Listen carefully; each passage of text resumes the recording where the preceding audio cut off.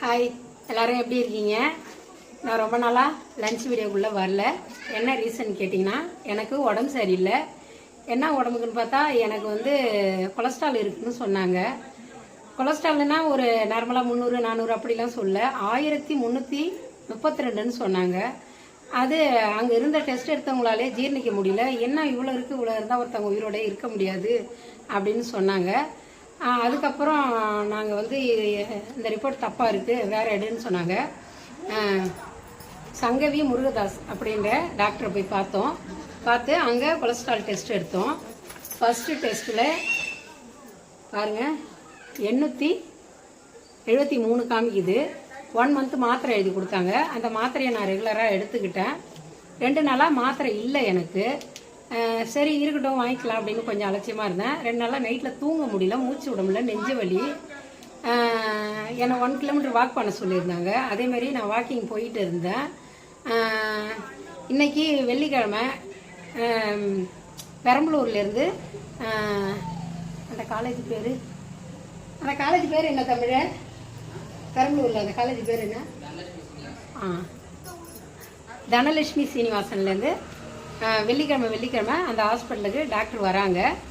அவங்க வந்து என்ன சொன்னாங்கன்னா, உனக்கு வந்து இசிஜி பண்ணணும், ஸ்கேன் பண்ணணுமா, எவ்வளோ இருக்குது, நீ எப்படி இருக்கிற அப்படின்னு ஒரு 2-3 டாக்டர் சேர்ந்து ரொம்ப நேரம் என்னை பார்த்துட்டு இருந்தாங்க. பார்த்துட்டு அப்புறம் இசிஜி பண்ணாங்க, ஸ்கேன் எடுத்தாங்க. பாருங்கள், இசிஜியும் பண்ணாங்க. ஸ்கேன் ரிப்போர்ட் இது எல்லாமே பண்ணி பார்த்துட்டு நார்மலாக தான் இருக்குதுன்னு சொன்னாங்க. மாத்திரை நிறைய எழுதி கொடுத்துருக்குறாங்க. நிறையா இவ்வளோ மாத்திரை எனக்கு எழுதி கொடுத்துருக்குறாங்க. இதே ஒரு மாத்திரை இல்லை, அது வெளில வாங்கிக்க சொல்லியிருக்கிறாங்க. இன்றைக்கி டோட்டலாக நான் ஹாஸ்பிட்டலுக்கு போயிட்டு வந்த செலவு எவ்வளோன்னு பார்த்தீங்கன்னா 7460 ரூபா இன்றைக்கி எனக்கு செலவாகிருக்கிறது. மக்களே, இப்படிலாம் இருந்தால் இல்லாதவங்களாம் என்ன பண்ண முடியும் சொல்லுங்கள். இந்த பதிவை நான் ஏன் போடுறேன்னு கேட்டிங்கன்னா, நிறைய பேர் நம்ம தான் லீனாக இருக்குமே, நமக்கு என்ன இருக்கும், ஒரு லோக்கலுக்கே போகிறோம், ஹாஸ்பிட்டலுக்கே போகிறோன்னா அங்கே ஏதாவது சொல்கிறாங்கன்னா அதை கட்டாயம் போய் டெஸ்ட் எடுத்து பாருங்கள். ஏன்னா இருக்கிற கொஞ்ச காலமாவது நம்ம பசங்களுக்கு உதவியாக இருக்கணும், உபத்திரமாக இருந்துடக்கூடாது. எனக்கு எவ்வளோ உடம்பு சரியில்லைனாலும் நான் சின்ன விஷயம்னா கூட ரொம்ப ஃபீல் ஆகுவேன்.